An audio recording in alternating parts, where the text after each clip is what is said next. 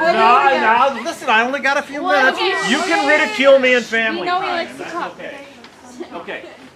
I got all these questions. It starts with the church community, Jesus, the forming of the kingdom, and the risen Christ, and the Acts of the Apostles. So when you want to read that stuff, and it'll talk about how the church was formed, okay? And word of advice, you guys read all these books. You're all really smart dudes in that, and you read all these books, physics books and stuff like that, and God said to learn physics. I mean, give me a break, and I figured that out in 30 seconds. As a matter of fact, there's stuff that you guys haven't even figured out yet. I got figured out. So you read all these books and stuff like that, but when you stand before him and he says, well, Chuck, did you read my book? Well, I didn't get to it. What do you mean you didn't get to it? Live to be 80 or 90 years old, and you never read my book? You read all this other trash. All this stuff is chump change. You didn't even read my book? You cannot know Jesus unless you know him, what he did, and what he said. You've got to read the Bible. That's it. You have to read it. You have to read it all. Now, they're going to give you, unless you do something really stupid, you're going to live a long, long time. So you've got plenty of time. You've got all the time in the world. You've got to read it, okay? So we got that straight? Yeah. When everybody does what I say, everything's cool. Okay? Now, questions.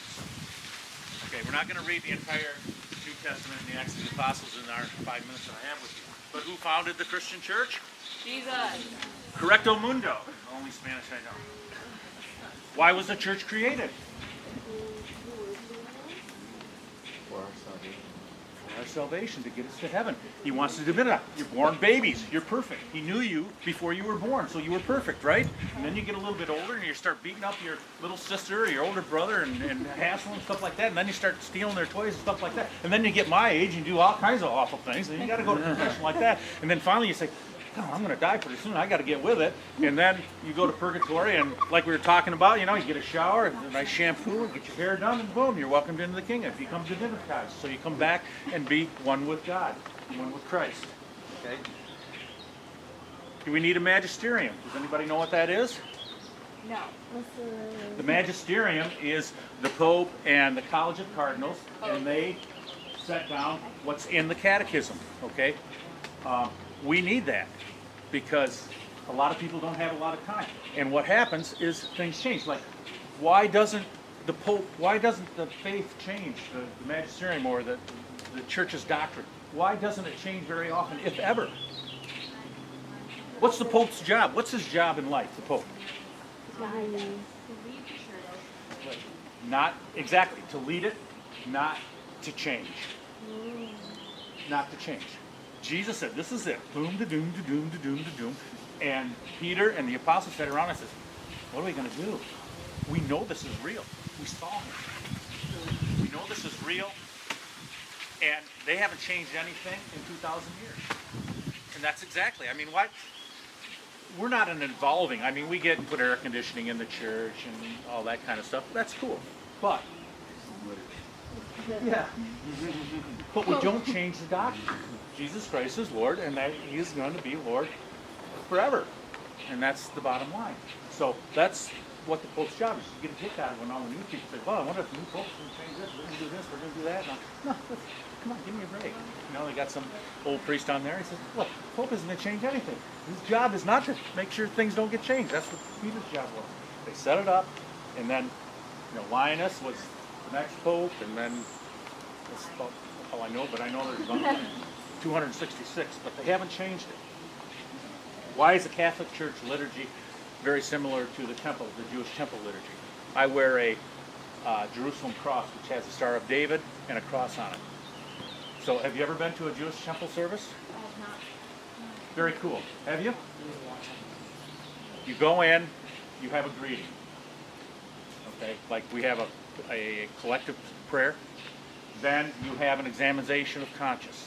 Lord, cleanse us so we can worship you well. Okay. Then you would have we do the glory to God, but they would do the reading, of course, from the Old Testament, right? Then they would have a teaching, and then they would dismiss. So we go to a temple service with a bunch of high school kids years ago, And I said to the rabbi, because he says, well, I'm not going to preach, we're going to have questions because we got these group of Catholic, young people there. And so I asked him that question. He said, well, think about it. Where did you guys come from? The first Christians were all Jews. So they would go to the temple. Jesus wouldn't think of missing the temple. He wouldn't even think of it. Okay.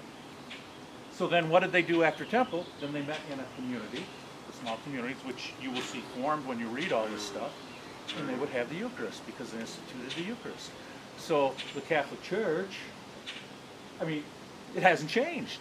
We do exactly the same thing they do, except we get the fullness of the faith, which our Protestant brothers and sisters don't have yet. Many of them are, because you have a lot of these young ministers that say, well, I'm going to find out what really happened in the first century. And so then they learn Greek and maybe Aramaic, because Jesus spoke in Aramaic, and then Greek. And then they say, the bread and wine is real. And a lot of Protestant churches are now developing into the Catholic Church. Now they're never going to, they maybe will have an issue with Pope and that kind of stuff. But they are starting to realize that the Eucharist is really important to them. So the bottom line for you guys is, what are you guys going to do? You're grown-up kids, my children. You're grown up. You're at Dymo camp. You know the truth. You know the life. You know the way. What are you going to do? What are you going to do in your parish? What is your parish doing? Bringing people closer to God. Right. And how do you do that? Like, get the kids that go to the Catholic high schools to come to faith formation so they can bring what they learn to teach the other kids. I have begged and begged and begged kids that go to West Catholic and Central to come in and join high school faith formation. Well, we get it in school. Whoopee-doo! I get church on Sunday, yet I meet with a bunch of old men and we talk the faith.